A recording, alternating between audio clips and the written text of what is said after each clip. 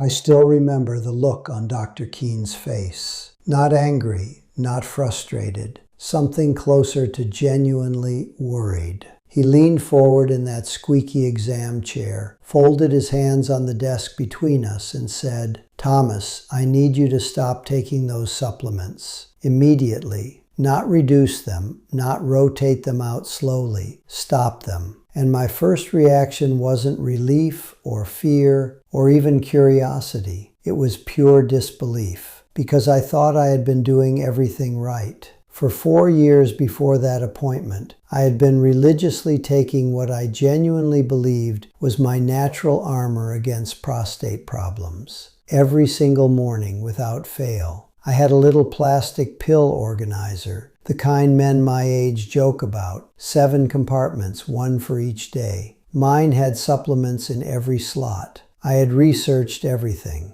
I read WebMD, Healthline, every forum post I could find from other guys in their 60s dealing with the same symptoms I was dealing with. I wasn't being reckless. I was being thorough, or so I thought. Today I'm going to tell you exactly which supplements those were, why my urologist looked me in the eye and told me they were putting me at risk, and, this is the part I really want you to stay for, what I replaced them with that actually changed my life over the following 2 years. But to understand why this matters so much, you first need to understand where I was before any of this started, because maybe you're there right now. And if you are, I want you to know I see you. My prostate had been giving me trouble since I turned 58. The waking up at 2 in the morning, then again at 4. The standing at the bathroom sink, waiting, and almost nothing coming. The embarrassment of excusing myself 3 times during my grandson's birthday dinner while everyone pretended not to notice. That quiet dread every time you feel that pressure building and you know you're 30 minutes from a restroom at best. My wife, Carol, started sleeping in the guest room because I was disturbing her sleep so many times a night. We never talked about it directly. That's the thing about prostate problems that nobody warns you about. They're silent destroyers of ordinary life.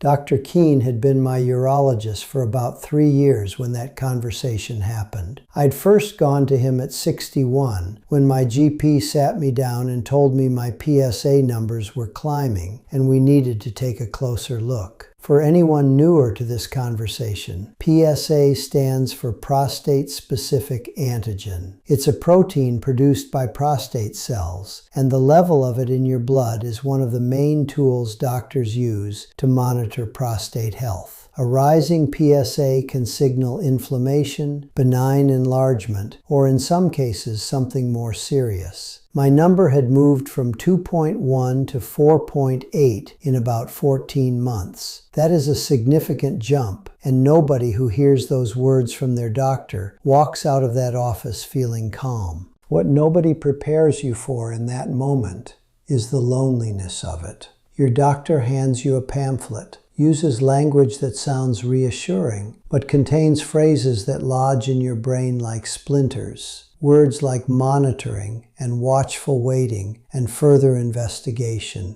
Your wife holds your hand in the car on the way home, and neither of you knows what to say. That night I lay awake for a long time, not crying, just still, sitting with the weight of a thing I couldn't see or touch or fully understand. And when you're that scared and that far out of your depth, you do what a lot of men my age do. You start researching, obsessively. You fall into forums and supplement review sites and testimonials from men who swear some combination of herbs turned everything around for them. And you want so badly to believe them. The prostate is a walnut-sized gland sitting just below your bladder, wrapping around the urethra, the tube that carries urine out of your body. When it swells, for any reason, it squeezes that tube and creates the misery cascade most men with this problem know intimately. The constant urge, the weak stream, the sense of incomplete emptying, that maddening feeling like you need to go again 10 minutes after you just went. In men over 50, the most common culprit is benign prostatic hyperplasia, BPH, a non-cancerous enlargement driven largely by a hormone called DHT, or dihydrotestosterone. DHT is essentially a more concentrated, more potent form of testosterone that accumulates in prostate tissue and sends a signal to cells that says, "Keep growing." The supplement industry has built an entire category targeting exactly this mechanism. Walk into any GNC or scroll through any Amazon search, and you'll find dozens of products promising to block DHT, shrink the prostate, and restore normal flow. Some of them have legitimate ingredients at their core. The problem is rarely as simple as what's in the bottle. The problem, as Dr. Keen explained to me in terms I'll never forget, is that some of those ingredients, at the doses and combinations I was taking them, were doing something to my body that I never consented to and never knew about, something that had real consequences.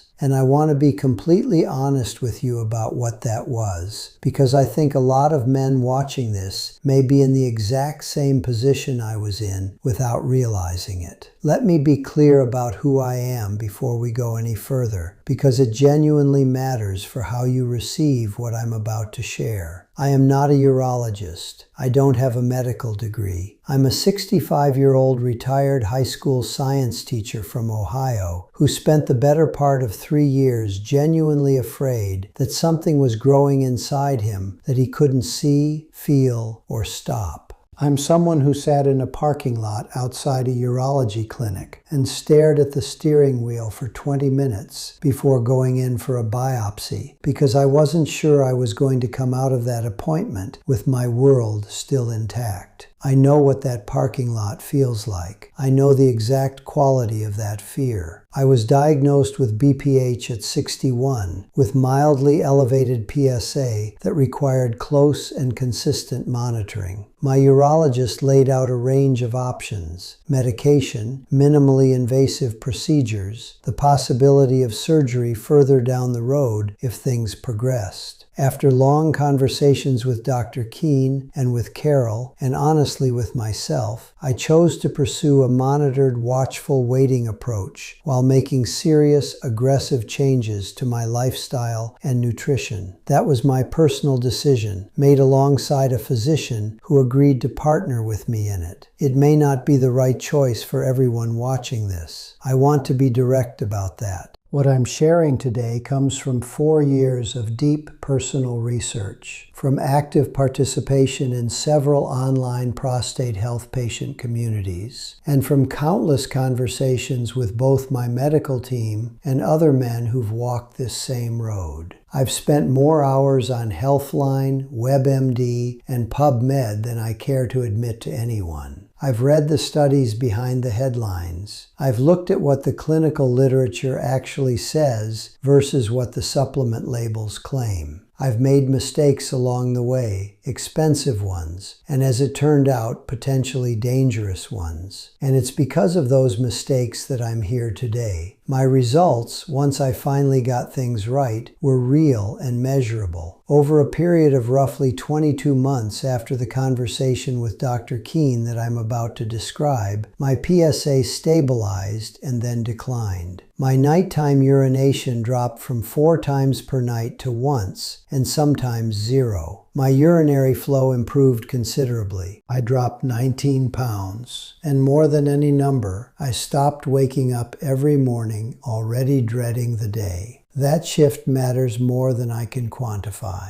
So let me walk you through the 3 supplements Dr. Keen asked me to stop, exactly why each one was a problem, and then the protocol I built to replace them. The first was high-dose zinc. I had been taking 50 milligrams of supplemental zinc every day for close to 3 years. Every prostate health resource I'd read touched on zinc's importance to the gland, and that part is actually true. The The prostate contains one of the highest concentrations of zinc of any tissue in the human body. Zinc plays a crucial role in cellular metabolism and in a process called apoptosis, which is the natural self-destruction of old or damaged cells. So I thought the logic was airtight: more zinc, healthier prostate. But supplemental nutrition doesn't always follow logical assumptions, and this is a perfect example of why. A large epidemiological study referenced in a Healthline summary article I came across showed that men taking above 100 milligrams of supplemental zinc daily had more than double the risk of advanced prostate cancer over time compared to men who didn't supplement. Even at 50 milligrams, sustained over years, research points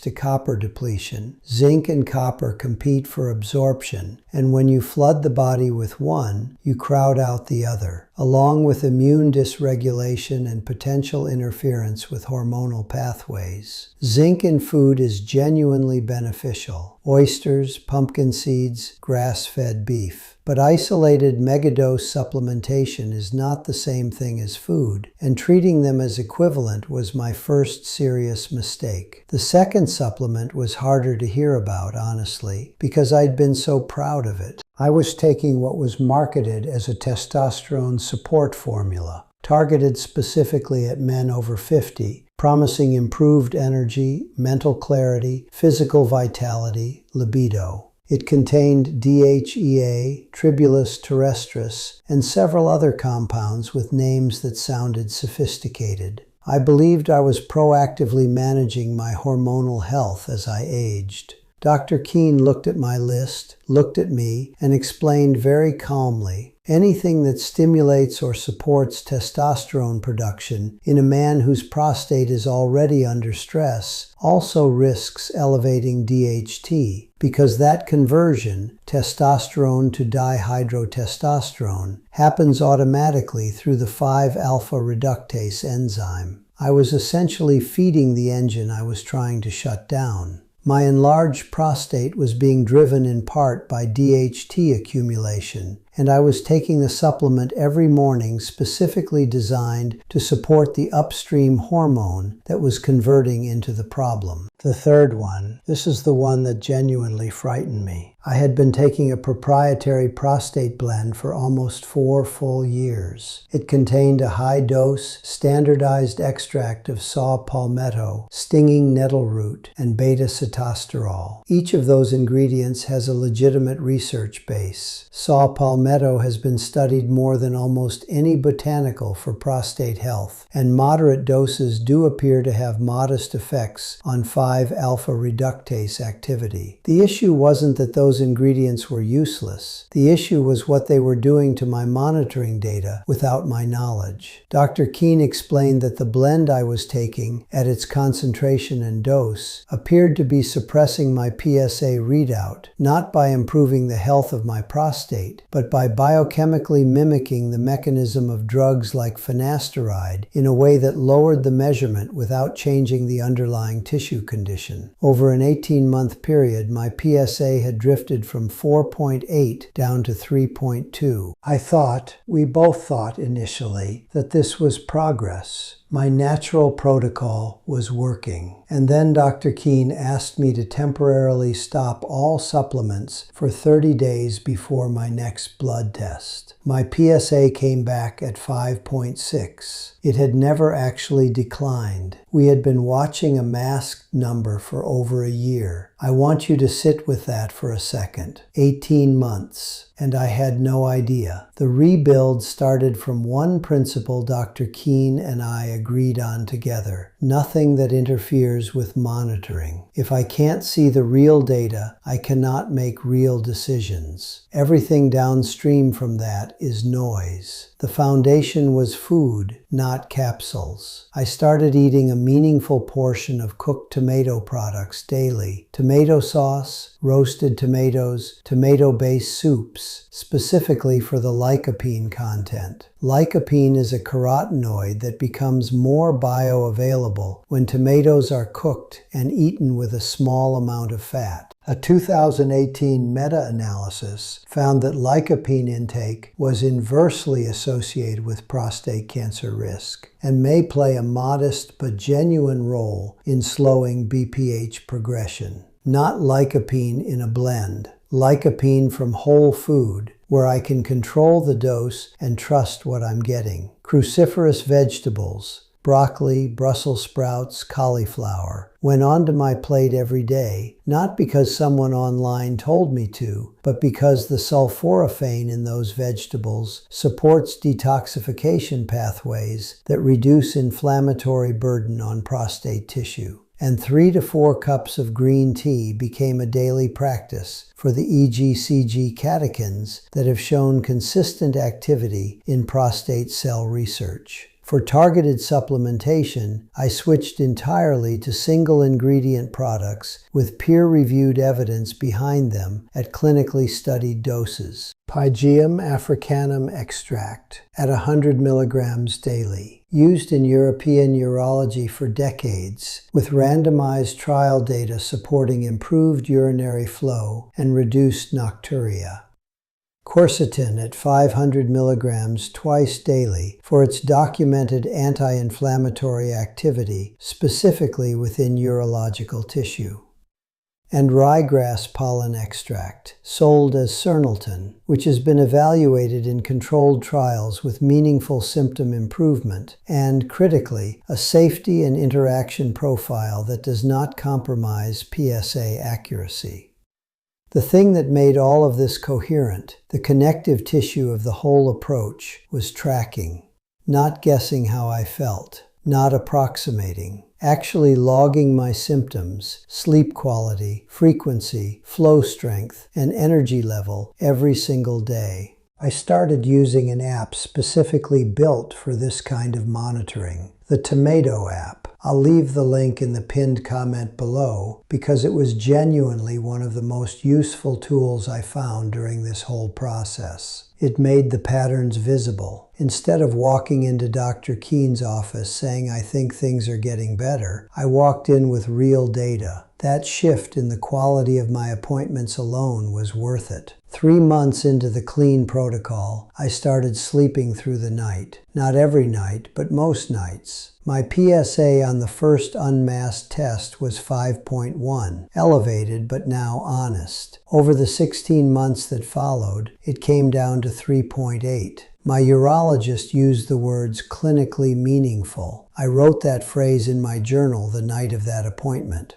Now I want to give you some context that goes beyond my own story, because this conversation deserves more than one man's experience. A systematic review published in the journal Nutrients in 2022 examined the evidence behind 23 of the most commonly marketed prostate health supplements. The findings were striking. Of those 23 products, only 4 had clinical evidence strong enough to support the efficacy claims on their labels. Of those 4, the commercially available versions were incorrectly dosed in almost every case, some too low to produce the effect shown in trials, and several at concentrations higher than what generated benefit, putting them in a range where harm becomes the more likely outcome. The supplement market for prostate health is largely built on ambiguity, and most men never see behind that curtain because they trust the label the way I trusted it. There's a man named Robert I connected with through an online prostate health forum. He's 68, a retired electrician from Pennsylvania, whose story hit me hard because it was so close to mine, and yet the stakes turned out to be higher. Robert had been taking a prostate supplement with high-dose selenium for nearly 5 years, alongside a testosterone support formula. His PSA had appeared to plateau at a manageable level. His symptoms had partially improved. He felt stable. Then he moved, changed urologists, and his new doctor ordered a comprehensive workup and asked him to stop all supplements for 30 days beforehand. His real PSA came back nearly 2 full points above the suppressed reading. An early localized tumor was identified that required immediate intervention. Robert told me in an online message that if he hadn't changed doctors, if no one had thought to ask him to stop the supplements before testing testing, he might have gone another 2 years or more without catching it. That message stayed with me for a long time. The objection I hear most often when I share this, and I've shared it a lot in forums, in comments, in conversations with men at the gym, is some version of, "I've been taking these for years and I feel completely fine." I understand that response with my entire chest. I said those exact words to Dr. Keen. My symptoms had improved. My numbers had looked like they were improving. I felt like I had a handle on things. Feeling fine is real, but feeling fine is also subjective, and your PSA reading is not. You can feel fine while a masked number prevents anyone from seeing what's actually happening in your tissue. Those two things can exist simultaneously, and that's the terrifying part. There's a third layer to this that most men never encounter in their research, and I want to flag it because it could matter a great deal depending on what else you're taking. A significant percentage of men over 60 are on at least one prescription medication: a statin for cholesterol, a blood thinner, an antihypertensive, or an antidepressant. Several ingredients commonly found in prostate support blends interact seriously with those medications. Say John's wort, which shows up in some of these products as a mood and hormonal balancing ingredient, has documented interactions with statins, warfarin, and several classes of antidepressants. Ginkgo biloba, another blend staple, meaningfully increases bleeding risk and is contraindicated before any surgical procedure. If you have never walked into your pharmacy, handed the pharmacist your complete supplement list alongside your prescription list and said, "Can you check all of this together? Please make that appointment this week." It's free. Pharmacists are the single most underused resource in men's health, and that 10-minute conversation could matter more than anything else I've said today. There's one more dimension here I want to make sure lands before we get to the practical steps. Chronic low-grade inflammation in the pelvic region is an independent driver of BPH progression that almost never gets discussed alongside DHT in mainstream health content. A 2021 paper published in Prostate Cancer and Prostatic Diseases found that men with elevated systemic inflammation markers had significantly worse BPH symptom scores, even after researchers controlled for prostate size and DHT levels, meaning inflammation is doing damage on its own, separately from the hormonal mechanism. This is part of why the quercetin in my protocol matters, not just for its modest DHT modulating effects, but for its anti-inflammatory activity targeting urological tissue specifically. Saw palmetto. Even high-quality saw palmetto does not address this pathway. Beta-cytosterol does not address this pathway. It's a driver that most of the popular prostate blends simply don't touch. There was another man in my patient community, Marcus, 63, a former contractor from Georgia who came to prostate health through a completely different door than I did. He had never had significant urinary symptoms. His concern was purely preventive. Strong family history. Father had prostate cancer at 58, older brother at 64. Marcus had been taking what he called his preventive stack for 6 years before anyone told him that 2 of the ingredients in his blend were likely suppressing his PSA baseline. He had no bad number to chase. He had a falsely clean number that made everyone feel safe when they shouldn't have. The conversation Marcus had with his oncologist after reading about PSA interference was one he told me he wished he'd had years earlier. Here are 3 concrete things you can put into motion starting this week, and I mean this week, not eventually. The first is a full supplement audit. Pull everything out of your cabinet, every bottle, every blend, every packet of powder, and write down each active ingredient and its dose on a piece of paper. Not a phone note, a piece of paper you can bring to appointments. If you are taking a proprietary blend and the label says something like Prostate Support Blend 750 milligrams, without disclosing how much of each ingredient is inside, that is a meaningful problem. This practice is called proprietary pixie dusting. Companies add an ingredient to a blend in trace amounts too small to have any biological effect, solely so they can put that ingredient's name on the label. It's legal, it's widespread, and without a transparency audit, you have no idea whether any given ingredient in your morning stack is at a dose that does anything at all. The second thing is having what I call the complete transparency conversation before your next PSA test. Tell your doctor every supplement you're taking, every single one, including the ones that feel benign, the ones that don't feel medical, the ones a friend recommended. Ask specifically, could any of these affect my PSA reading? Could any of these interact with my medications or complicate my monitoring? Many physicians won't ask this question unprompted. The culture of the clinic appointment doesn't always leave room for it, but if you raise it directly, any responsible physician will take it seriously. If yours dismisses the question without even looking at your list, that tells you something worth knowing. The third change, the one that produced the fastest visible result in my day-to-day life, involves hydration timing. Almost every man I've spoken to who has BPH symptoms has done what I did, quietly reduce total fluid intake to reduce bathroom trips. It makes complete intuitive sense, and it almost universally backfires. Concentrated urine is a bladder irritant. It increases urgency and frequency independently of how much prostate enlargement exists. What I changed was not how much I drank, but when.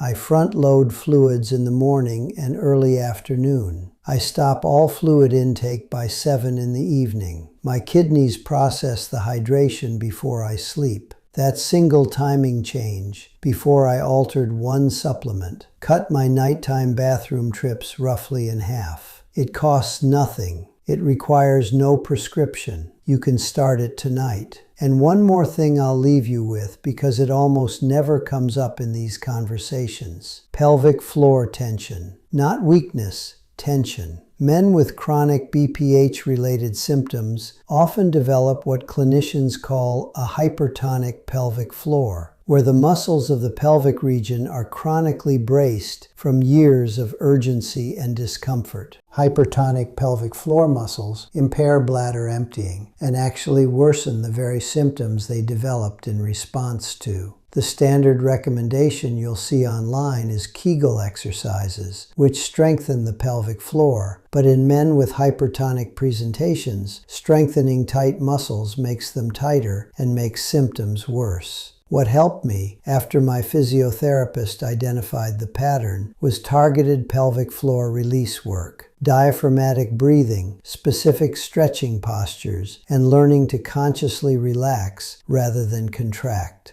Ask your doctor or physiotherapist whether a pelvic floor assessment makes sense for you. It was the last piece of the puzzle for me, and I can't believe it took 3 years to find it. I want to come back one final time to that morning in Dr. Keen's office. I want to tell you how it actually felt in the room, because I think it's important. My first response to what he told me was defensiveness, a kind of quiet, wounded pride. I had spent years educating myself, spending money I didn't always have on supplements I believed in, waking up early to take them consistently. And here was my doctor telling me, gently but unambiguously, that what I had been doing was not only unhelpful, it may have been covering up a signal we needed to see. I felt like a man who had been running hard in the wrong direction and didn't know it until he was out of breath. And then something shifted, because once I sat with that feeling long enough, I realized he didn't have to tell me that. He could have kept renewing the PSA tests, kept watching the masked numbers, and I would have kept feeling fine and thinking I had it managed. He chose to have the harder conversation because he thought I deserved to know the truth. That's what a good doctor looks like, and it's what I'm trying to offer you today, in whatever limited way a retired science teacher from Ohio can. If you've spent years managing your prostate health through a supplement routine that seemed to be working, please don't take this video as a reason to panic. panic. Take it as a reason to ask better questions. Have the transparency conversation. Get the unmasked baseline. See what you're actually working with. The truth, even when it's harder than the comfortable story, is the only thing that can actually help you. If this conversation was useful to you today, consider subscribing to this channel. I come back here every week with what I'm learning, what the research is showing, and what's working and not working.